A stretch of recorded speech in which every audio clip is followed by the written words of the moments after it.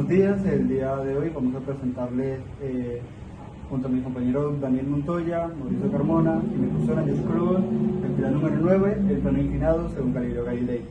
Entonces vamos a presentarles el problema. Entonces nos dice que instalemos un plano inclinado y dejar correr un objeto en él, así sea un cubo de hielo, una pelota y así. Entonces nos dice que utilicemos el análisis descritos en la sección de Galileo y el movimiento, hacer las mediciones necesarias para tomar el valor de la constante gravitacional G en nuestra casa, describir los razonamientos, procesos de recolección de datos y presentar las evidencias. Entonces, el primer punto nos dice comparemos el valor obtenido de G con 9.8 metros sobre segundos y si sobreestima o subestima cuál cree que son las fuentes más importantes en el error.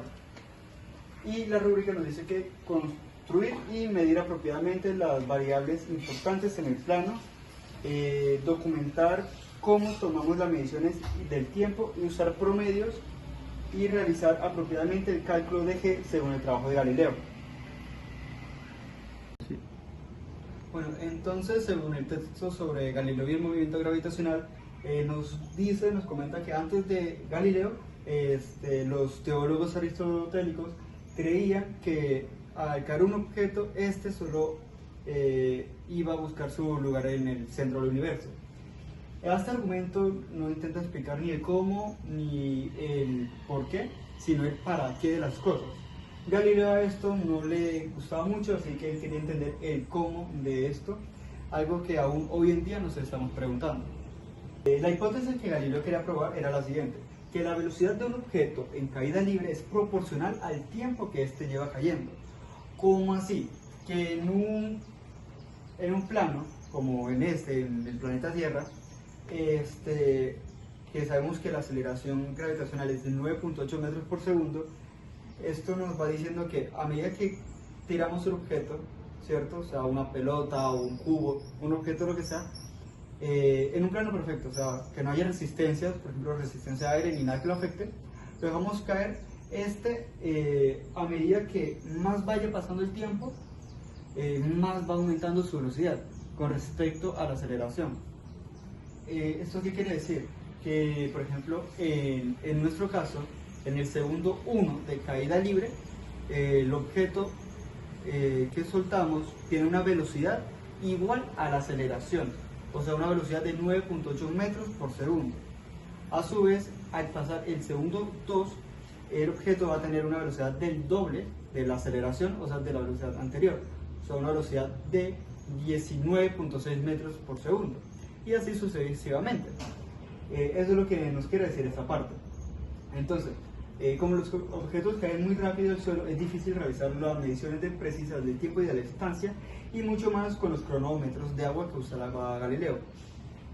Entonces, en un destello de creatividad e intuición, Galileo resolvió este problema dejando rodar una bola de bronce por un plano inclinado y se da cuenta que la velocidad que alcanza la bola al deslizarse sobre el plano hasta una altura es proporcional a la velocidad de caída libre hasta esa altura.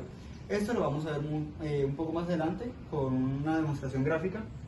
Y bueno, entonces dice que así dejando que la pendiente del plano inclinado tienda a infinito. ¿Esto qué quiere decir que tiende a infinito? Que tienda a un ángulo de 90 grados, ¿cierto? La caída libre vertical puede pensarse como en movimiento en un plano vertical, y su hipótesis debe ser cierta en ambos casos, tanto en caída libre como en caída por un plano o en ninguno.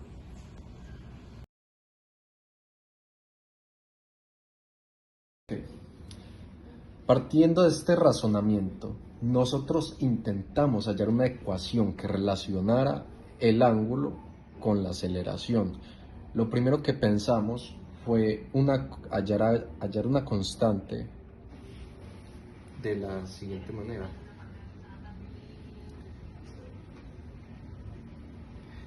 De tal manera que esta sería aceleración y esta sería la constante, multiplicado por el ángulo.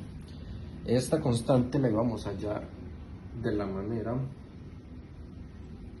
tomando la gravedad dividida por 90 grados. Pero nos dimos cuenta que este enfoque en esta fórmula sería totalmente erróneo.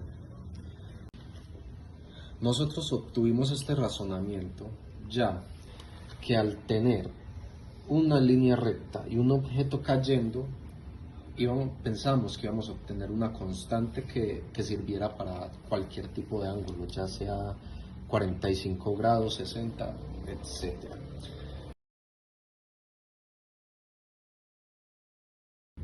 Bueno, viendo que este enfoque está totalmente errado, ya que al hacer pruebas experimentales no nos daba los valores correctos, empezamos a pensar en otra manera de hacerlo. La manera en la que pensamos fue, primero, imaginarnos un círculo unitario. Si añadimos un ángulo en este círculo unitario, vamos a ver que es muy similar a un plano inclinado. O sea que en este caso utilizamos el seno para intentar hallar la aceleración que iba a tener este objeto cuando cayera, de la manera que utilizamos que la aceleración era igual a la gravedad multiplicado el seno del ángulo. Bueno, nosotros para hallar esta fórmula lo que hicimos fue tomar la constante de la gravedad para empezar a formular todas nuestras ecuaciones. Ya para nosotros hallar la gravedad por nuestra cuenta y con cálculos nuestros, cambiar la gravedad aquí como una incógnita, pasar aceleración dividida el seno, y de esta manera, haciendo pruebas, íbamos a hallar la gravedad. Para hallar la aceleración en nuestro plano inclinado, lo que hicimos fue tomar un objeto, dejarlo caer en un plano inclinado, tomar los tiempos con una cámara y así medir la velocidad en varios sectores de lo que sería el plano para así obtener la aceleración, que la hallamos de la manera delta de velocidad 2 menos delta de velocidad 1 dividido delta del tiempo. Bueno, para comprobar esto podemos hacer un ejemplo. Nosotros sabemos que el seno de 90 grados es 1. ¿Qué quiere decir? Que 1 multiplicado 9,8 es de 9,8. ¿Qué quiere decir esto? Que conforme aumenta el ángulo, la aceleración también va a aumentar. ¿Eso qué quiere decir? Que la aceleración es proporcional al seno del ángulo por la gravedad.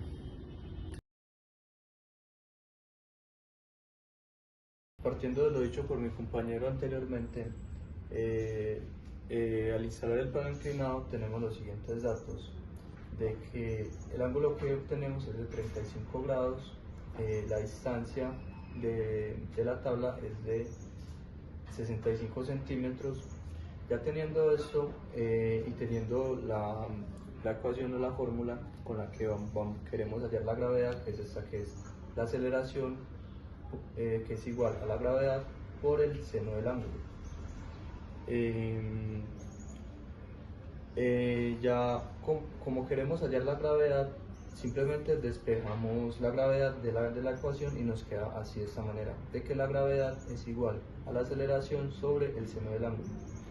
Ya teniendo esto, pasamos a la parte experimental, donde dejamos rodar una moneda sobre el plano inclinado y fuimos tomando el tiempo en diferentes momentos y nos dio esta relación de que en el dos de los datos, porque no vamos a tomar todos para hacerlo más sencillo, de que en el segundo 0.17 recorrió 0.1632 metros y en el segundo 0.26 recorrió 0.3796 metros. Ya teniendo esto, tendríamos que hallar la velocidad, de que la velocidad es igual a la distancia sobre el tiempo. Esto simplemente se hace de la siguiente manera: se coloca la distancia, que es esta, sobre el tiempo, que eso nos da un total de 1.46 metros sobre segundos. Y vamos a hallar el otro dato que tenemos, que sería 0,1632 sobre 0,17 segundos, esto en metros. Eso nos da de que es igual a 0,96 metros sobre segundos. Ya teniendo las velocidades, esto es igual a velocidad, esto es igual a velocidad. Esta sería la velocidad final y esta sería la velocidad inicial. Ya teniendo esto, vamos a la fórmula de la aceleración. Sabemos que la aceleración es velocidad final menos la inicial sobre el tiempo. Ya calculamos las velocidades, que la primera sería, la velocidad final es de 1.46 menos 0.96. Ya esto sobre el tiempo, el cual nos faltaría encontrar, que se hace restando estos dos. ¿Qué vamos a hacerlo? Sería, el tiempo es igual a 0,26 menos 0.17. Eso nos da que el tiempo es igual a 0,09 segundos. Y aquí lo reemplazamos en la ecuación, que eso nos da un total de que nuestra aceleración es igual a 5,5 metros sobre segundos cuadrados. Ahí ya tendríamos la aceleración. Ya lo que faltaría es despejar de esta ecuación, que sería esta ya despejada, colocar los datos y ya. Entonces tenemos de la gravedad va a ser igual a la aceleración, que en este caso es 5,5 metros sobre segundos cuadrados, sobre el seno del ángulo, sobre el seno de 35 grados, y eso nos da de que la gravedad es igual a 9,59 metros sobre segundos cuadrados, que es muy, pues que se asemeja o es similar a la ya conocida por todos, que es de 9,8 metros sobre segundos cuadrados. Ya teniendo esto, vemos que bueno, no es similar, no es igual, pero se acerca. Ya realizados los cálculos, podemos determinar que el resultado subestimó a lo que esperábamos. Entonces, los cálculos que obtuvimos nos decían que la gravedad era aproximadamente de 9,59 metros sobre segundos cuadrados, con respecto a la gravedad que conocemos todos de 9,8 metros sobre segundos cuadrados. ¿Esto qué quiere decir? Que hubo una diferencia, una pequeña diferencia de 0,21 metros sobre segundos al cuadrado.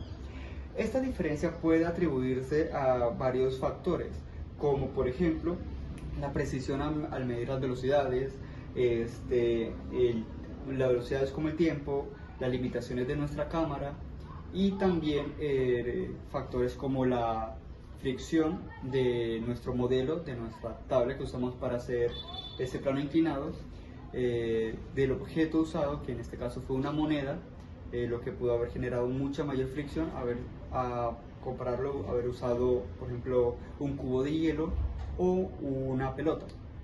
Entonces sí, esas fueron las principales causas a las que se le puede atribuir esta pequeña diferencia de 0,1 metros sobre segundos al cuadrado.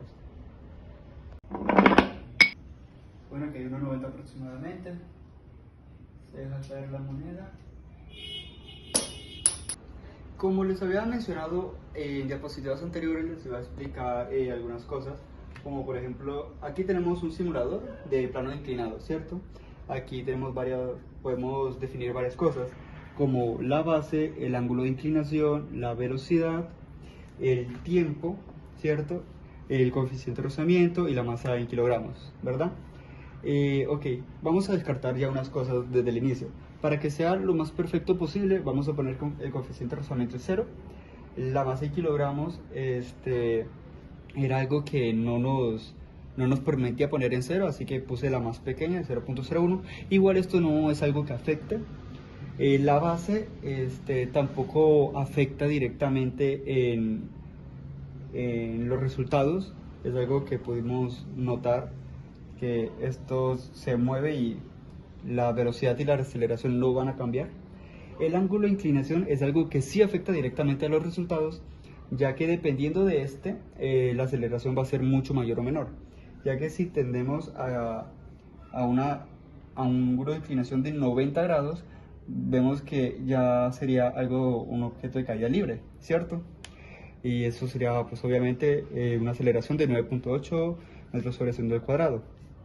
El tiempo también muy importante, y es algo que podemos notar que cuando el objeto, ¿cierto?, esté en el segundo 1, en el tiempo 1, no importa cuál sea la aceleración, ¿cierto?, la velocidad va a ser la misma, como podemos ver acá. La aceleración de 7.4 metros sobre segundos. ¿Por qué?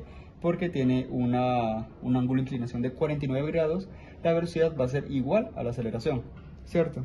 Y la velocidad pues es algo que tenemos que poner desde cero, ya que si no estaríamos diciendo que nuestro objeto, aquí lo podemos ver, nuestro objeto tiene, por así decirlo, un motor para darle una velocidad inicial, algo que sería erróneo. Y ya, eso sería todo lo que es esta parte del simulador.